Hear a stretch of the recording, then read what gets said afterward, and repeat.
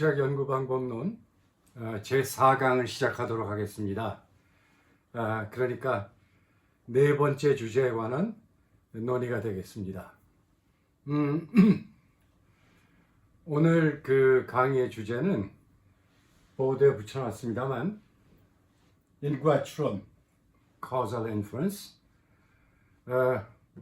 좀 이해가 우스꽝스럽습니다. 내 동생은 무엇 때문에 화가 나서 자기 방으로 들어가며 문을 꽝 닫았나, 이렇게 붙여보았습니다. 이렇게 그저 우리가 주변에서 흔히 볼 수 있는 그런 사건들, 일들을 중심으로 얘기를 진행하면 이해가 좀 빠르지 않을까, 이런 생각을 했습니다. 자, 지난 세 번의 강의를 거쳐서 세 가지 주제죠. 우리가 다룬 세 가지의 주제를 통해서 사실 오늘 다룰 인과 추론에 관한 얘기가 상당히 진행된 것은 사실입니다. 그런데 이제 오늘은 좀 더 구체적이고, 그리고 또 어떤 면에서는 테크니컬한, 그러니까 기법적인 측면에서 얘기를 진행해 보도록 하겠습니다. 우선 이 질문부터 생각해 보죠. 내 동생은 무엇 때문에 화가 나서 자기 방으로 들어가며 문을 꽝 닫았나? 여러분, 여기에서 가장 핵심적인 용어가 무엇입니까? 이 말 중에서 가장 중요한 부분이 무엇일까? 이런 질문입니다. 여기 작은 따옴표로 표시해 놓았습니다만 바로 무엇 때문에입니다.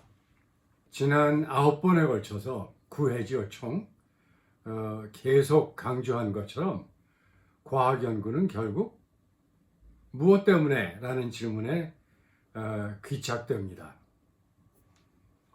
왜 전쟁이 나는지, 왜 정부가 무너지는지, 정치 질서는 왜 바뀌는지, 또 늘 드는 예입니다만 왜 내 친구는 여당에게 투표했는데 나는 야당에게 투표했나? 전부 무엇 때문에, 왜? 라는 질문에 귀착되지 않습니까? 무엇 때문에? 라는 질문을 우리는 이렇게 표시하죠. 여기서 Y는 여러분이 이미 파악하신 것처럼, 잘 알고 계신 것처럼 연구 대상이 되는 현상이지요. 오늘 이 예를 이용하자면 바로 동생이 방에 들어가면서 문을 꽝 닫은 현상입니다. 그게 Y죠. 그래서 Y라는 말은 무엇 때문에, 왜? 라는 말로 표현될 수 있지 않겠습니까? 그래서 Y에 대한 답을 일반적으로 우리가 표시한다면 이렇게 될 거예요. Because of something. 이 something을 우리는 주로 X로 표시하지 않습니까? 그래서 왜 Y가 발생했지? X 때문이야. 이렇게 답이 나올 수 있는 거죠. 그 얘기는 역시 우리가 여러 번 얘기했지만 결국 X와 Y 사이에 인과관계를 우리가 부여하는 겁니다. 주는 겁니다. X 원인, Y 결과. 그래서 Y에 대한 답을 찾는 작업을, 과학적인 작업을 우리는 인과 추론이라는 말로 표현하는 겁니다. 왜 내 동생이 방에 들어가면서 문을 꽝 닫았을까요? 굉장히 여러 가지 이유가 있겠죠. 그런데 여러분, 그 모든 원인을 다 찾을 수는 없어요. 불가능해요. 그래서 우리는 대개 가장 중요한 원인을 찾는데 초점을 맞춥니다. 써보면 이렇게 쓸 수 있겠죠. 그러니까 n이라는 것은 정해지지 않은 숫자 아닙니까? y를 불러일으키는 원인은 x1, x2, x3로부터 n까지 있다는 거예요. 이걸 우리가 다 규명할 수는 없어요. 그래서 우리는 이렇게 보는 거죠. 어떤 X는 다른 X에 비해서 더 힘이 셀 거다. 더 영향력이 클 거다. 이렇게 보는 거죠. 결국 우리는 Y에 대한 답을 찾을 때 Y의 모습을 변화시킨 가장 중요한 원인들, 가장 중요한 인자들을 규명할 수밖에 없습니다. 말을 바꾸어 Y를 불러일으킨 모든 원인을 찾아낼 수는 없죠. 동생이 화가 나서 눈을 꽝 닫지 않았습니까? 거친 행동이죠. 얼마나 많은 원인이 있었겠습니까? 그것을 다 규명하는 것은 불가능하다라는 것이 과학적인 입장입니다. 자, 그런데 이와 같은 인과 추론 이야기를 진행할 때 우리가 꼭 짚고 넘어가야 될 것이 있어요.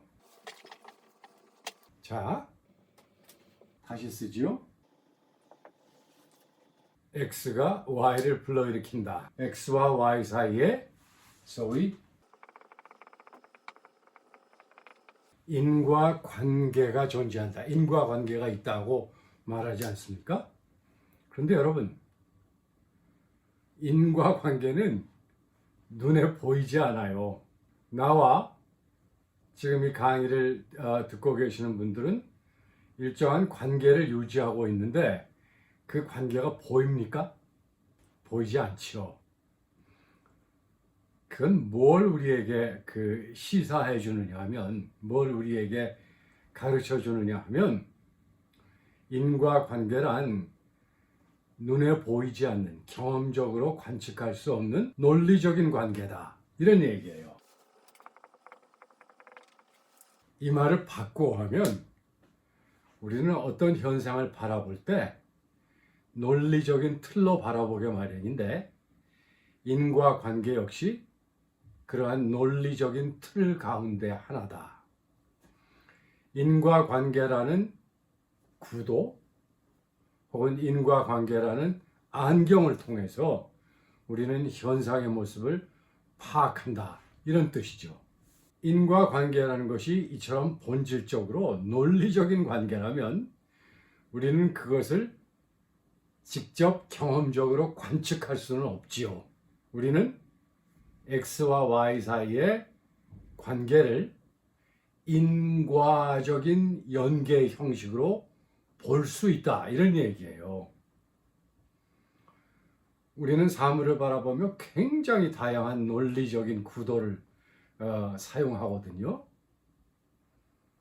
실제로 존재하거나 만지는 것이 만져질 수 있는 게 아니라는 뜻이에요. 참 재미나죠. 그러니까 우리가 현실 세계의 모습을 그리는데 그 모습은 사실은 우리 머릿속에 그려지는 겁니다. 우리는 현실 세계의 모습을 논리적인 구도를 통해서 새로 만들어낸다. 이런 뜻입니다. 그러니까 우리가 사는 세상은 사실 우리가 논리적으로 만든 세상이라는 뜻이 됩니다. 우리는 우리가 만든 세상을 실제로 존재하는 세상이라고 믿고 매일매일 살아가는 거죠. 이게 좋은 예가 될 수 있을지는 모르겠지만 우리 가끔 이런 생각하잖아요. 내가 잘못 보았네. 지난번에는 이렇게 보았는데 그게 아니었네. 이런 생각하지 않습니까? 그 얘기는 지난번에 사용한 구도로 보면 그렇게 생겼는데 이제 내가 새로 사용하는 논리적인 구도로 보면 또 딴 모습이다. 이런 얘기예요. 그래서 우리는 매일매일 우리가 그 속에서 사는 현실 세계의 모습을 재구성하며 살아간다. 과학에 있어서, 과학적 연구에 있어서 reality, 현실 혹은 실제란 사실은 논리적으로 재구성된 것일 뿐이다. 이렇게 우리가 좀 극단적으로 말할 수도 있습니다. 우리는 우리가 만들어낸 세상 속에서 삽니다. 그러니까 기왕 우리가 그런 세상 속에서 살 수밖에 없다면 잘 만들어야 되지 않겠습니까? 제대로 만들어야지요. 그리고 우리가 만든 세상을 다른 사람이 보고 그래 하고 납득할 수 있지 않아야 되겠습니까? 그러니까 모든 사람이 납득할 수 있는 세상의 모습을 만들기 위해서는 바로 그 모든 사람이 타당하다고 여기고 있는, 타당하다고 생각하는, 좋다고 생각하는, 적절하다고 생각하는 그런 논리적 구도를 만들어내야 된다. 이런 이야기입니다. 얘기가 길었네요. 이와 관련해서 또 하나 중요한 얘기를 하겠습니다. 제가 맨날 드는 예인데, 뉴턴의 힘의 법칙, 힘, 질량, 가속도. 그러니까 힘의 크기는 자꾸 변화하는데 그 이유는 힘의 크기는 질량의 크기와 가속도의 크기의 곱에 따라 결정되기 때문이다. 이런 얘기죠. 그러니까 질량이 바뀌고 가속도가 바뀌면 힘의 크기도 바뀐다는 얘기예요. 그 얘기는 M 곱하기 A, M과 A의 곱과 힘, F 사이에 바로 인과관계가 존재한다는 뜻이죠. 내가 전보다 힘이 세졌네? 이거 웬일이야? 이런 생각을 하잖아요. 어떨 때 알 수 있어요. 그러니까 무엇인가를 밀어볼 수 있잖아요. 그러니까 무거운 책상을 밀어보거나 우리 집 대문 바로 앞에 어떤 사람이 자동차를 주차해놓고 연락처도 없이 가버렸어요. 자, 문을 가로막고 있어요. 큰일 났죠. 그래서 밀었어요. 그랬더니 밀리더라는 거예요. 놀라는 거죠.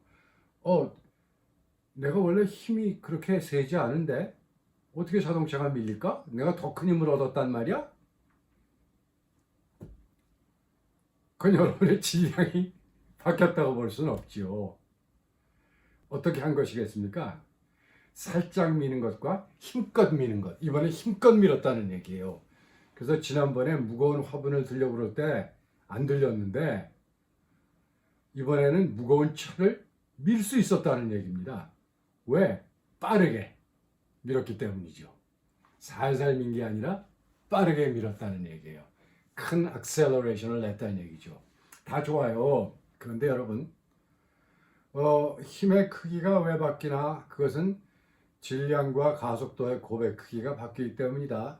따라서 F와 MA 사이에는 인과관계가 있다. 이렇게 얘기할 수 있어요. 그런데 또 하나의 아주 본질적인 질문이 있는데 그건 아무도 답 못해요. 그 질문이 뭔지 궁금하시죠? 이런 겁니다. 왜 F와 MA 사이에는 인과관계가 있나? M이 커지고 A가 커지면 그 곱도 커짐에 따라 더 큰 힘을 내는데 왜 그렇지? 여러분 대답하실 수 있겠어요? 못해요. 그저 가장 편안한 답은 원래 그렇게 돼 있어. 그렇게 만들어져 있어. 이런 얘기예요. 그러면 별 질문이 다 떠오릅니다. 누가 그렇게 만들었지? 어떤 경로로 그렇게 되도록 만들어졌지? 이런 질문이 수없이 떠오르는데 대답 못합니다. 우리는 그런 것을 뭐라고 얘기하느냐면 causal mechanism이라고 얘기합니다. 조금 어려운 말로 인과 기제라고 부릅니다. 바꿔 말하면 어떤 현상 사이에 인과관계가 있도록 애당초 만들어진 것. 그거예요. 우린 몰라요. 조금 정치학적 예를 들자면 이제 여기 제가 매번 잘 예를 드는 투표 행태. 왜 이걸 자꾸 예로 들으냐면 이해가 쉬워 그래요.